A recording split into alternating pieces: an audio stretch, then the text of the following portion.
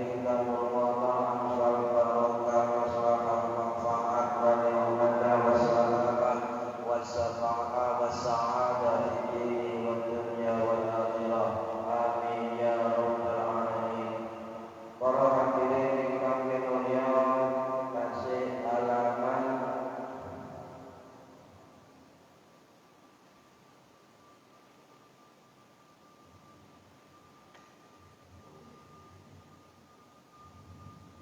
halaman 24 masih tentang sholat Jumat. Bismillahirrahmanirrahim. Wa aqamul khutbataini lam ulabi biro rukuni khamsah. Iku suwiji alhamdulillahi, ucapan alhamdulillah, maca alhamdulillah. Nomor 2 wassalatu lan maca shalawat ala nabi ing atase kanjeng Nabi Muhammad sallallahu alaihi wasallam. Nomor 3 wal wasiyatu bil taqwa lan wasiat kelawan takwa fihi ma ing dalam khutbah loro. Nomor 4 wa ayatul mufhimatul lan maca ayat mufhimatul kang den pahami fi ihdahuma ing dalam salah siji khutbah loro. Nomor 5 wa doa lan doa lil mukminina maring kaum mukmin fi saatiyati ing dalam khutbah yang kedua. Para hadirin hadirat yang Allah hormati, saniki tentang khutbah, rukunnya khutbah. Ada banyak hal yang harus diterangkan tentang khutbah, sebab khutbah, orang yang mendengarkan khutbah itu penting, penting, sebab masih banyak yang kita lihat ketika khutbah orang-orang itu tidak menaati tentang mendengarkan khutbah. Nah, para hadirin yang kami hormati, di dalam rukun 2 khutbah itu ada 5 rukun.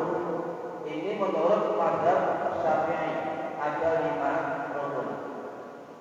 Sedangkan dalam mazhab yang lain itu belum tentu ada 5 rukun.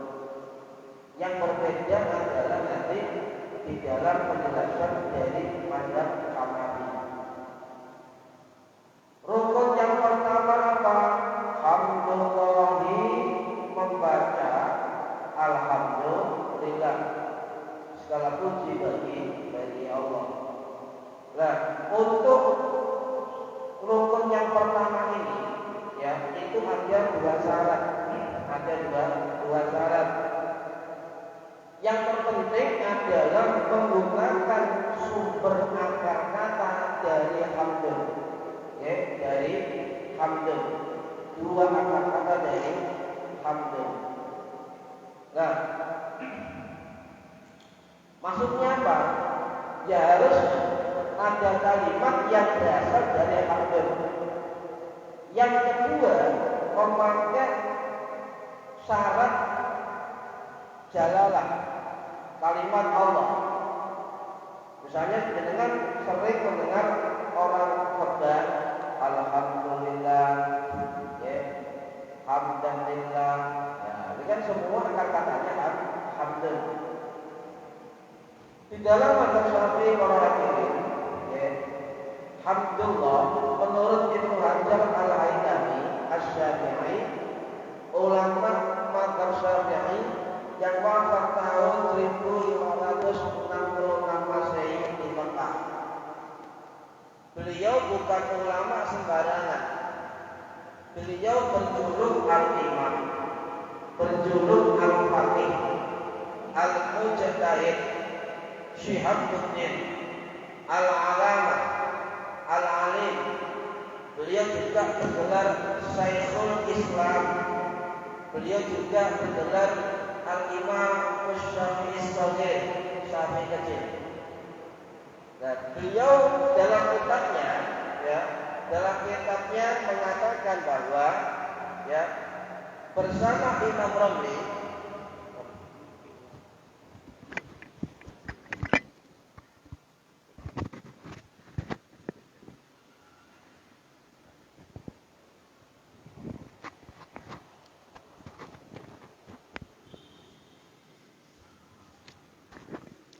kula baleni nggih.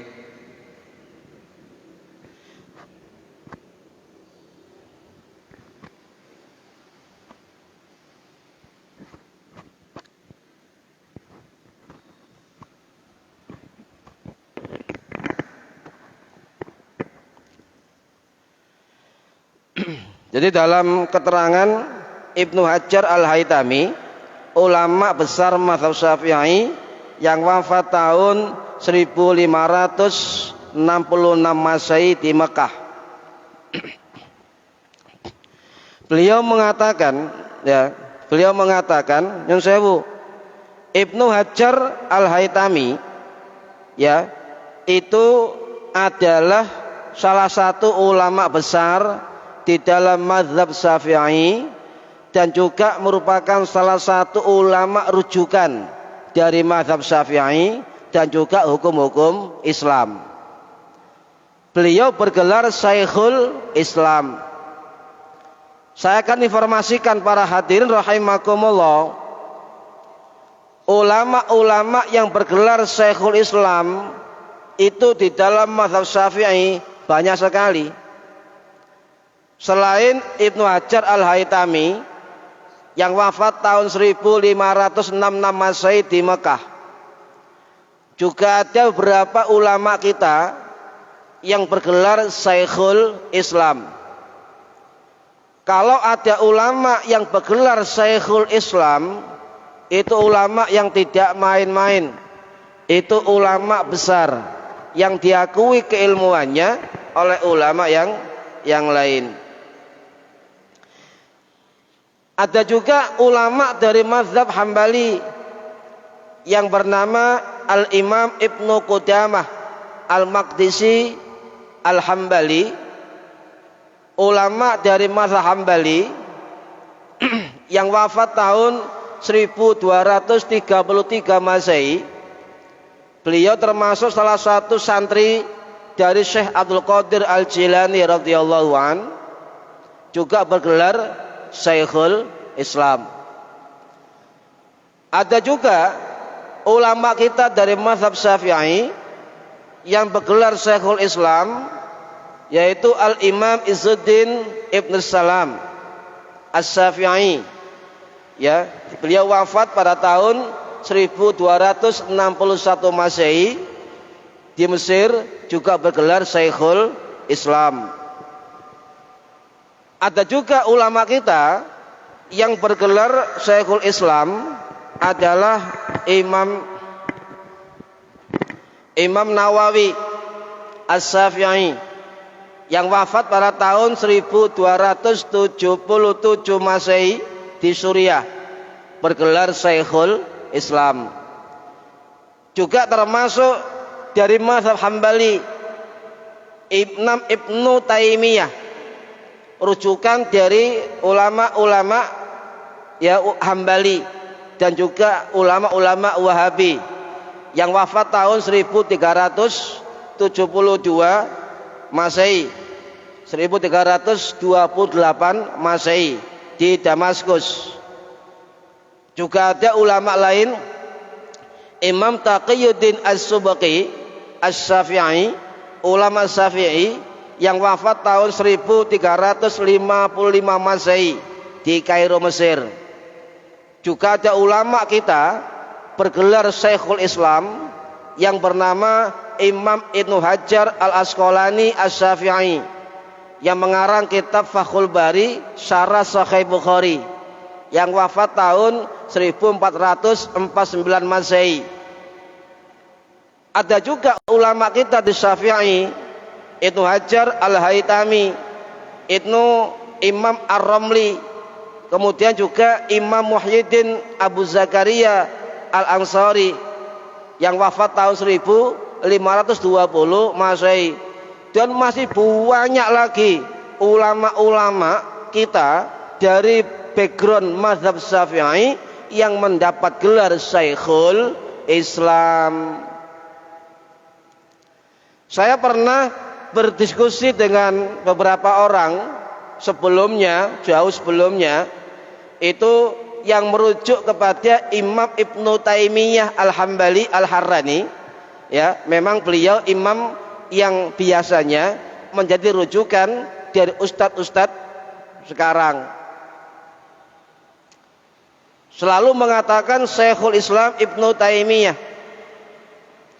Maka saya mengatakan ulama-ulama yang bergelar Syekhul Islam itu tidak hanya Ibnu Taimiyah. Bahkan ketika kita belajar sejarah fikih, yang paling banyak mendapat gelar Syekhul Islam itu adalah ulama-ulama dari kalangan mazhab Syafi'i. Ini para hadirin rahimakumullah. Sehingga kalau panjenengan mendapatkan orang, oh itu Syekhul Islam, Syekhul Islam, ulama-ulama kita lebih banyak Syekhul Islamnya, jangan khawatir. Ya, jangan khawatir. Lah, salah satu ulama kita yang menerangkan tentang khutbah itu adalah Imam Ibnu Hajar Al-Haytami yang bergelar Syekhul Islam Al-Mujtahid Al-Imam Al-Faqih, ya, Al-Alamah Al-Alim, juga bersama Imam Ramli digelari oleh para ulama sebagai Syafi'i Shagir, Syafi'i kecil. Nah, beliau mengatakan di dalam kitab Minhajul Qawim karangan beliau, orang yang khutbah Jum'ah syarat yang pertama, ya, rukun yang pertama orang khutbah adalah hamdulillah, mengucapkan kalimat alhamdulillah. Ini syarat yang pertama. Syarat menurut beliau, rukun membaca hamdulillah, memuji Allah, itu ada dua syarat. Satu adalah menggunakan lafadz dari akar kata hamdun, memuji. Yang kedua, harus menggunakan jalalah, kalimat Allah. Ini rukun khutbah yang pertama. Contoh begini para hadirin, ya. Sering kita mendengar kalimat awal dari khotib, innal hamdalillah, boleh. Sebab hamdan itu akar katanya juga dari hamdun. Ada juga yang mengatakan alhamdulillah, ini umum. Ada juga ahmadullah, boleh. Ahmadullah boleh. Karena ada dua syarat, hamdun dengan bilafdil jalalah, dengan kalimat Allah. Sering juga kita mendengar khotib mengatakan Allahu ahmadu, boleh. Atau lillahil hamdu, boleh. Atau anna hamidun lillahi, boleh. Ya, itu sah dan mencukupi. Tetapi kalau orang khotib itu memakai hamdun tetapi tidak memakai kalimat Allah, maka tidak sah, tidak mencukupi. Contoh begini, alhamdulillahirrahman, alhamdulillahirrahman, tidak sah, tidak mencukupi. Sebab tidak memakai bilafdil jalalah, tidak memakai kalimat Allah. Atau juga ada khotib misalnya begini, asyukru lillah, loh hamdannya nggak dipakai, pakai syukur, tidak sah atau tidak mencukupi. Nah ini para hadirin, jadi kalau mencukupi syarat rukun, syarat yang pertama dari rukun memuji Allah dalam khutbah itu dua syarat, ya, memakai hamdun dan akar kata dan derivasinya, dan juga memakai kalimat Allah. Nih, redaksinya boleh panjang, boleh pendek. Misalnya jenengan mendengar khotib alhamdulillah, asyhadu alla ilaha illallah, wa asyhadu anna Muhammadar Rasulullah. Jadi hanya alhamdulillah sah. Nggih, sah. Itu memakai kalimat pendek. Sedangkan ada juga khatib yang memakai kalimat panjang. Contoh, alhamdulillahilladzi, ya. Itu dan seterusnya. Alhamdulillahilladzi khalaqas samawati wal ard, misalnya panjang, boleh. Yang penting ada kalimat alhamdulillah atau dua syarat tadi, memakai derivasi dari kalimat dari kata hamdun dan juga memakai bilafdil jalalah atau kalimat Allah. Ini para hadir rahimakumullah. Yang pertama, nggih. Jadi jenengan seringan mendengar khatib innal hamdalillah atau alhamdulillahilladzi atau singkat alhamdulillah, nggih, atau dan sebagainya. Lah, panjenengan mendengar kalimat yang jarang sampai dengar. Contoh Allahu Ahmadu boleh, atau lillahil hamdu boleh, atau ana hamidun lillah boleh, ya. Ini boleh. Nah, kemudian syarat yang kedua, rukun yang kedua apa dari khutbah? Ya, adalah wassalatu ala nabi sallallahu alaihi wasallam, membaca sholawat kepada Nabi Muhammad sallallahu alaihi wasallam. Nah, perlu saya terangkan para hadirin, sholawat ini ada perbedaan dalam khutbah. Ada ulama yang mengatakan sholawat dalam khutbah itu rukun. Ada yang mengatakan sholawat dalam khutbah itu sunnah. Ada yang mengatakan sholawat dalam khutbah bukan wajib, mubah. Nah, di dalam mazhab Syafi'i, ya, di dalam mazhab Syafi'i dan juga mayoritas ulama dari mazhab Hambali itu mengatakan bahwa rukun sholawat adalah termasuk rukun khutbah. Oke, saya ulangi, dari pendapat mazhab Syafi'i dan mayoritas dari ulama mazhab Hambali itu mengatakan bahwa sholawat di dalam khutbah adalah rukun.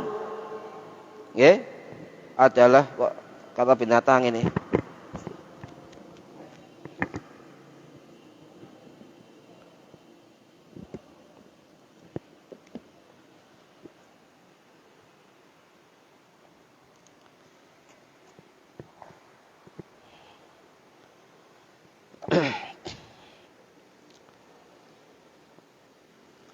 Saya ulangi, okay. Sholawat dalam khutbah yang pertama menurut dari kelompok ulama mazhab Syafi'i dan mayoritas ulama dari mazhab Hambali itu mengatakan sholawat dalam khutbah rukun. Kalau gak dibaca tidak sah.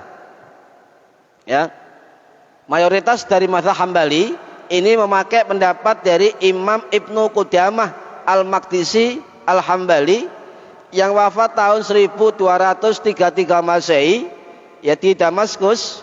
Dalam kitab Al-Mughni beliau mengatakan bahwa mazhabnya, mazhab Hambali itu mengatakan sholawat adalah termasuk rukun khutbah. Ini yang pertama.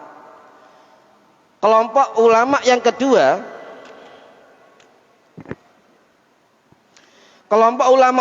mengatakan bahwa sholawat bukan termasuk rukun khutbah, rukun khutbah. Dari mazhab Maliki mengatakan bahwa sholawat dalam khutbah itu sunnah, bukan rukun. Ya, sedangkan dari mazhab Hanafi bukan rukun. Ini perbedaan pendapat. Tetapi di dalam ulama mazhab Maliki ada dua pendapat. Di dalam mazhab Maliki ada dua pendapat. Yang mayoritas itu mengatakan sholawat dalam khutbah adalah sunnah. Minoritas kecil dari ulama mazhab Maliki mengatakan rukun. Ya, ini berbeda pendapat. Makanya para hadirin, ketika kita melihat atau mendengar khutbah tanpa sholawat, maka kita harus peka, harus paham apakah masjid itu imam dan makmumnya, khotib dan makmumnya itu pakai mazhab apa dulu. Ya, kalau mereka pakai mazhab Maliki, kemudian khutbahnya tidak pakai sholawat, sah. Paham ya? Tidak kemudian panjenengan mengklaim, oh khutbahnya nggak sah, nggak pakai sholawat. Bukan. Harus paham pakai mazhab apa dulu mereka. Gitu. Kalau khutbahnya nggak pakai sholawat, kita tanya, Pak, tadi khutbahnya pakai mazhab apa? Masjidnya pakai mazhab apa? Mazhab Maliki. Oh bener, berarti tidak pakai sholawat khutbahnya. Ya, misalnya alhamdulillahirabbil alamin. Ya, langsung nggak pakai sholawat, ayat waqala Rasulullah waqala Allah taala, begitu. Nah, ini harus paham. Ya, kalau paham tentang perbedaan ini, maka kita akan bijaksana dan bijak sini, tidak saling mengklaim, menuduh. Ya, ketidaktahuannya itu menuduh orang lain bodoh. Nah, ini sekarang ini banyak orang yang tidak tahu, ya, tidak tahu, dengan ketidaktahuannya itu menuduh orang yang tahu. Sekarang musimnya, hati-hati. Saya ulangi, sekarang lagi musim orang yang tidak tahu, ya, dengan ketidaktahuannya itu menuding orang lain bodoh. Ya, ini hati-hati.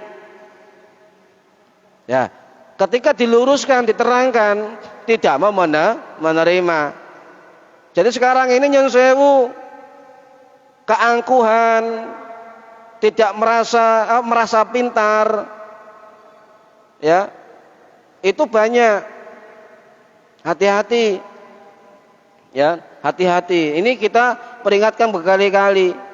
Ketidaktahuan seseorang, ya, tidak tahunya itu menuding orang lain salah, padahal dia tidak tahu, merasa tahu. Ini penyakit zaman sekarang tentang agama, hati-hati. Jagat media sosial dan sebagainya. Makanya biar selamat kita, dekatlah dengan orang-orang soleh, dekat dengan para ulama, sambung hati kita dengan para guru, para ulama, agar kita selamat, ya, selamat fitini wa dunya wal akhirah. Nah, para hadir rahimakumullah, sedangkan dari mazhab Hanafi itu mengatakan bahwa rukun khutbah itu cuma membaca tasbih, tahmid dan takbir. Menurut Imam Ibnu Abidin, ya, Al-Hanafi yang wafat tahun 1836 Masehi, dalam kitab Raddul Mukhtar ala Duril Mukhtar, beliau mengatakan bahwa rukun khutbah dari ulama mazhab Hanafi itu qauluhu wa kafat tahmidatun wa takbiratun wa tahlilatun. Cukup membaca kalimat tahmid, kalimat tasbih dan kalimat takbir. Ini dari mazhab Hanafi. Ya. Nah, ini para hadirin rahimakumullah.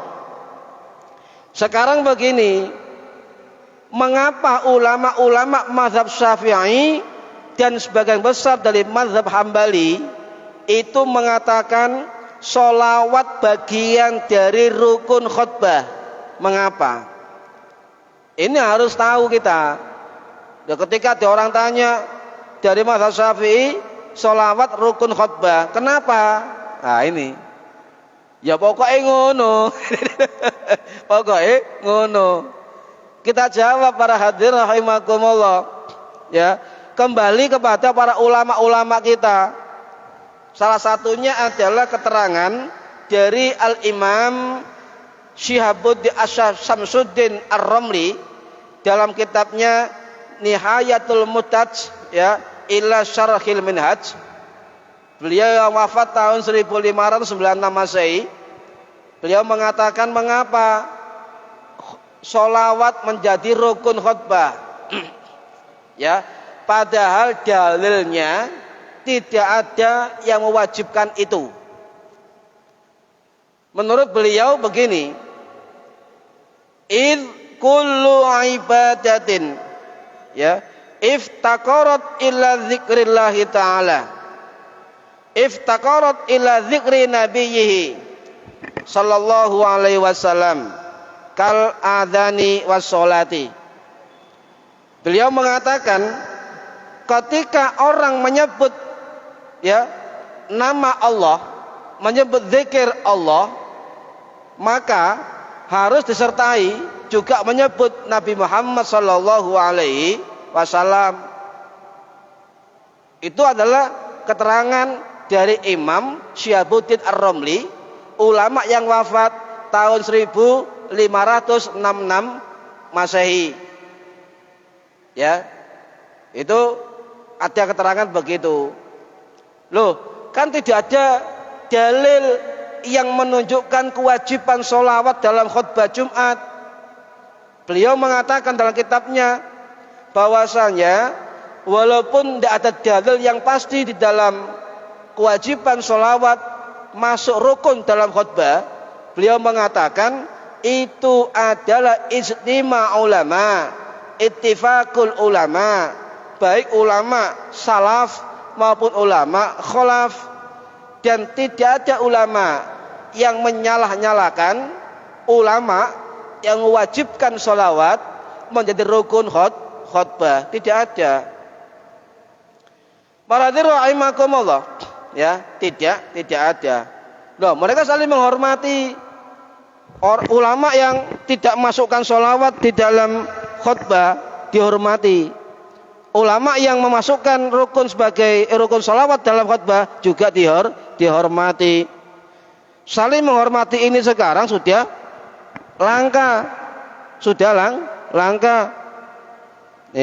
Makanya kita pilih ulama-ulama yang betul-betul alim alamah, ya, alim alamah, yang memiliki adab, akhlak, ya, membimbing umat dengan ilmunya, bukan membimbing umat dengan nafsunya. Hati-hati. Kita bedakan ulama yang membimbing umat dengan ilmunya dengan ulama yang membimbing umat dengan nafsunya. Harus beda, harus bisa membedakan mana ulama yang membimbing dengan ilmu dan akhlaknya dan mana ulama yang membimbing umat dengan nafsunya. Harus bisa membedakan. Kalau sampai tidak bisa membedakan seperti itu, ya aneh. Sebab nurani kita, para hadirin, nurani kita itu saring dari sebuah standar norma akhlak. Tanya hati kita, istafti qalbaka, tanyakan hatimu, mana yang benar, mana yang tidak. Sekian ulama ini, mana yang sekiranya menurut hati saya gak pas, mana yang pas, akhlaknya bagaimana, adabnya bagaimana, ketawadhuan dengan ulama lain bagaimana, harus diukur seperti itu. Jangan kemudian panjenengan dengan simbol-simbol agama, jubah, simbol aksesoris, simbol-simbol, kemudian mengatakan oh itu diikuti. Jangan, karena ilmu dan adab bukan terletak di dalam simbol-simbol, tetapi di dalam penerapan akhlaknya sehari-hari. Hati-hati, ya, hati-hati. Termasuk nyun sewu ulama-ulama yang kelihatannya berjuang untuk agamanya, yang kelihatannya berjuang untuk akhiratnya, tetapi pada di balik itu ternyata berjuang untuk menumpuk dunia. Jadi agama dipakai untuk menumpuk dunia. Agama dibuat untuk mencari kehidupan dunianya. Allah telah mengatakan dalam Quran, siapa yang ingin dunia maka akan diberi dunia, tetapi di akhirat tidak ada bagian sama sekali. Ini perlu kita bedakan seperti itu, ya. Nah, para hadirin rahimakumullah, sekarang begini. Misalnya ada khatib, qala Allah Ta'ala fi kitabihil karim, a'udzu billahi minasyaitonir rajim, ya. Innallaha wa malaikatahu yusholluna 'alan nabi, dan seterusnya, ya. Kemudian jenengan menjawab Allahumma sholli ala Muhammad. Pertanyaannya, bolehkah makmum itu menjawab sholawat ketika khatib menyebut nama Kanjeng Nabi Muhammad sallallahu alaihi wasallam? Ya, ini bagaimana hukumnya? Ya, para ulama berbeda pendapat. Di dalam mazhab Syafi'i ada ulama yang bernama Syekhul Islam Abu Muhyiddin Zakaria Al-Ansari yang wafat tahun 1520 Masehi. Dalam kitab Asnal Matalib beliau mengatakan, ketika khatib menyebut nama Nabi Muhammad sallallahu alaihi wasallam, maka makmum itu wajib menjawab dengan sholawat. Ini keterangan dari Imam Zakaria Al-Ansari. Kemudian dari kelompok ulama Syafi'i yang lain mengatakan tidak wajib menjawab. Loh, bingung sampean kan? Satunya ngomong wajib menjawab, satunya ngomong tidak wajib menjawab, lebih baik diam. Ya.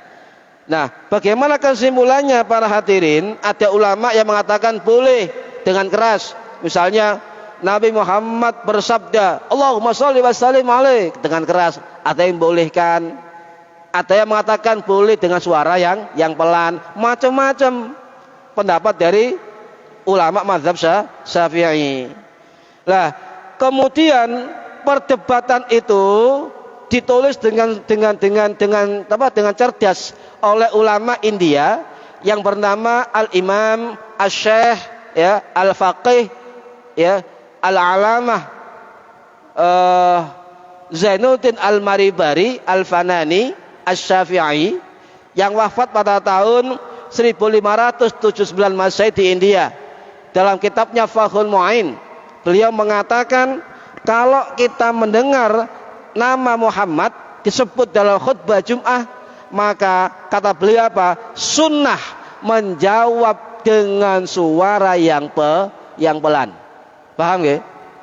Misalnya khatib mengatakan qala Rasulullah Muhammad sallallahu alaihi wasallam, jangan jawab dengan suara pelan, Allahumma sholli wa sallim alaihi atau sallallahu alaihi wasallam. Boleh. Ini, nah, pendapat Syekh Zainuddin Al-Malibari dalam kitab Fathul Mu'in itulah yang banyak dipegang pendapatnya oleh ulama-ulama sekarang. Jadi kesimpulannya para hadirin, ketika kita mendengar khatib menyebut nama Muhammad dalam khutbahnya, maka kita disunahkan, dianjurkan untuk bersolawat kepada beliau dengan suara yang lirih atau pelan. Ya, ini adalah pendapat dari ulama mazhab Syafi'i. Dengan syarat beliau mengatakan sunnah dengan menjawab pelan dengan syarat tidak berlebihan. Misalnya ngeten, ya, Allahumma sholli ala Muhammad, misalnya khatib ngeten, jenengan Allahumma sholli, ya itu berlebihan. Jadi dianjurkan lirih, Allahumma sholli wa sallim alaih, ya boleh dengan suara lirih. Bahkan beliau mengatakan jangankan bersolawat, mendengar nama Nabi, jenengan ada makmum yang hajing, napa? Wahing, Itu juga disunahkan menjawab tapi dengan suara yang pelan. Boleh. Loh, kalau enggak jawab bagaimana? Monggo. Itu hanya anjuran. Nggih, boleh. Dan jangan ana makmum mendengar khutbah, khatib Allahumma sholli ala Muhammad, Allahumma sholli wa sallim, Allahumma sholli wa sallim alaihi. Pelan. Boleh. Ya, boleh. Nah, para hadirin rahimakumullah. Nah, ini dapat dari mazhab Hanafi yang mengatakan bahwa ketika khatib menyebut nama Kanjeng Nabi Muhammad, maka makmum itu sunnah menjawab sholawat dengan suara yang pelan. Ini, ya. Jadi kita mengambil dapat dari yang mana? Anjuran menyebut sholawat ketika nama Muhammad disebut oleh khatib Jum'ah. Paham nggih? Kita ngambil pendapat yang itu aja karena sunnah. Ketika Rasul sebut kita enggak jawab, kita orang bakhil. Orang bakhil. Para hadirin rahimakumullah, sedangkan dari mazhab Hanafi bagaimana ketika nama Muhammad Rasulullah disebut dalam khutbah Jum'ah? Maka menurut ulama mayoritas dari mazhab Hanafi itu mengatakan tidak wajib menjawab, wajib diam. Nah, ini mazhab Hanafi, wajib diam. Nah, ini beda. Jadi tentang ini harus paham. Di sini harus paham tentang perbedaan pendapat termasuk di dalam rukun-rukun khutbah Jum'ah. Nah, para hadirin rahimakumullah, jenengan pun dielingno kali Bilal, angsitu wasma'u wa ati'u rahimakumullah.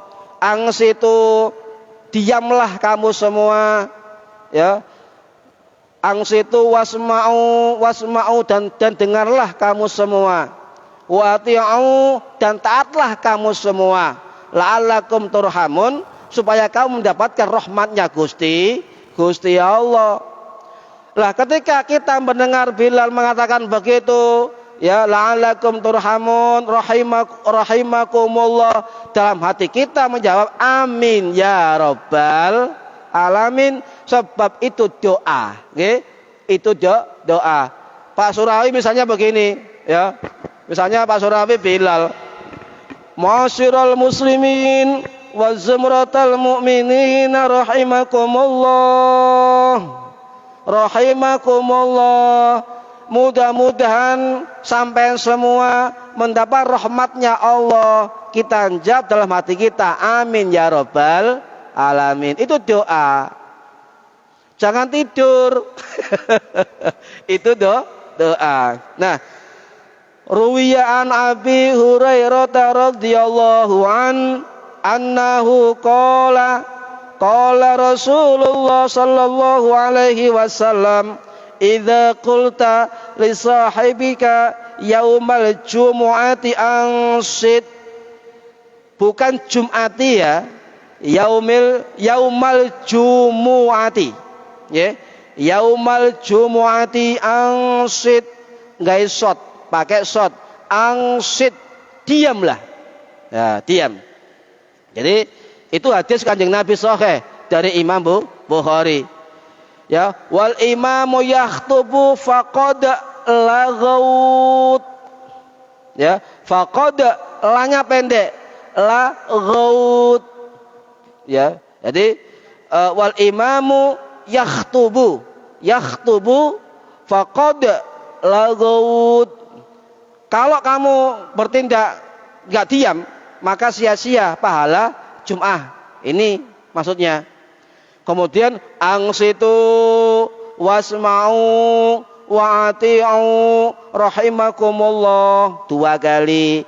Kemudian angsitu wasma'u wa ati'u la'allakum turhamun. Semoga kita termasuk orang-orang yang mendapat rahmatnya Allah Subhanahu wa ta'ala. Itu doa.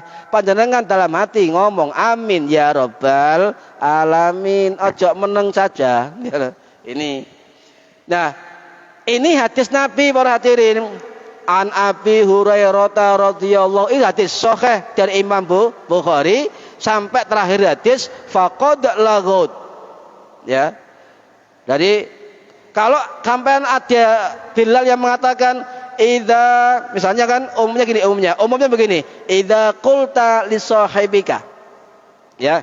Tapi kalau sampai mendengar Bilal annahu qala sami'tu Rasulullah sallallahu alaihi wasallam, boleh. Sebab ada dua redaksi di dalam kalimat seperti itu. Paham ya? Ya. Lah, para hadirin rahimakumullah, seharusnya begini. Tradisi Nahdlatul Ulama ketika kalau dalam Jum'ah ya, orang yang membaca Ma'asyiral muslimin wa zumratal mu'minin itu namanya muraqi. Ya. Jadi kalau ada Bilal Ma'asyiral muslimin wa zumratal mu'minin itu namanya muraqi. Sedangkan kalimatnya namanya tarqiyah. Apa tarqiyah itu? Kalimat yang mengiringi khotib naik mimbar. Tarqiyah artinya menaikkan. Ya, menaikkan khotib ke mimbar. Itu tarqiyah. Didahului oleh bacaan Bilal Ma'asyiral muslimin tadi. Nah, kemudian setelah mengucapkan la'allakum turhamun ya, khotib memegang tongkat naik mimbar. Nah, bacaan sholawat itu boleh dibaca ketika 3 kali, khotib ketika melangkah 1, 2, 3, Allahumma sholli ala Muhammad naik, Allahumma sholli ala Muhammad naik, Allah naik, boleh. Atau langsung saja Allahumma sholli ala Muhammad, Allahumma sholli, boleh ya. Yang penting apa? 3 kali sholawat dari Bilal tadi, khotib sudah di atas mimbar. Lah, tradisi yang hilang para hadirin, tradisi yang hilang ketika khotib sudah menghadap wajahnya ke jamaah, maka Bilalnya itu dianjurkan berdoa, jangan duduk. Khotib juga jangan duduk. Ya. Jadi misalnya Allahumma sholli ala Muhammad, Allahumma sholli ala Muhammad, Allahumma sholli ala Sayyidina Muhammad. Khotib menghadap wajah ke makmum, Bilalnya jangan duduk dulu. Tradisi yang hilang ini adalah Bilal berdoa. Allahumma qawwil Islam minal muslimin wal muslimat wal ahya'i minhum wal alwat, dan seterusnya, dan selesai baru duduk. Itu yang hilang. Di Pondok Tebu Ireng masih seperti itu. Ya, para hadirin, di Pondok Pesantren Tebu Ireng itu masih seperti itu. Jadi khotib ketika sudah di mimbar menghadap ke makmum, Bilalnya berdoa, ya. Allahumma qawwil islama minal muslimin wal muslimat wal mu'minina wal mu'minat al ahya'i minhum wal anwat wangsurhum ala mu'anidin rabbikhtim lana minka bil khair ya khairan nasirin birahmatika ya arhamar rahimin. Ini doanya Bilal ketika khotib sudah menghadap ke arah makmum jamaah. Nah, ini yang hilang. Syukur-syukur kalau masjid ini tradisi itu dihidupkan, ya, dihidupkan. Tapi kalau nggak pakai itu bagaimana? Ya nggak apa-apa. Itu tradisi dari guru-guru kita. Tradisi dari guru-guru kita, termasuk tradisi dari ulama-ulama Nahdlatul Ulama. Bilal berdoa ketika khotib sudah menghadap ke arah jamaah, berdoa. Ini yang hilang. Ya.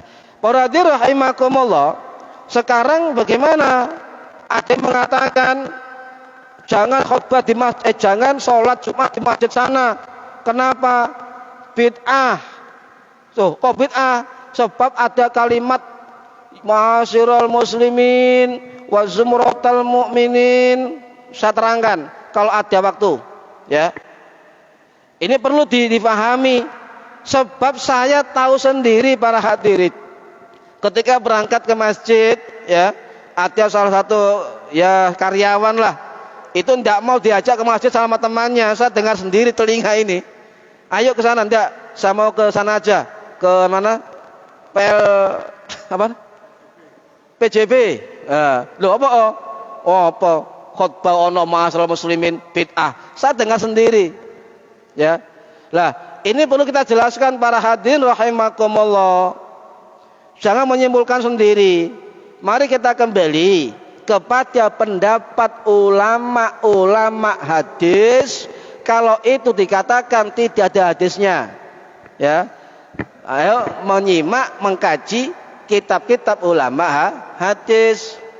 Nah, tradisi pembacaan tarqiyah, ma'asyiral muslimin dan seterusnya, itu ada dua keterangan yang kita dapatkan dari kitab-kitab para ulama ahli hadis. Ahli hadis loh ya, ahli hadis, bukan ahli hadis.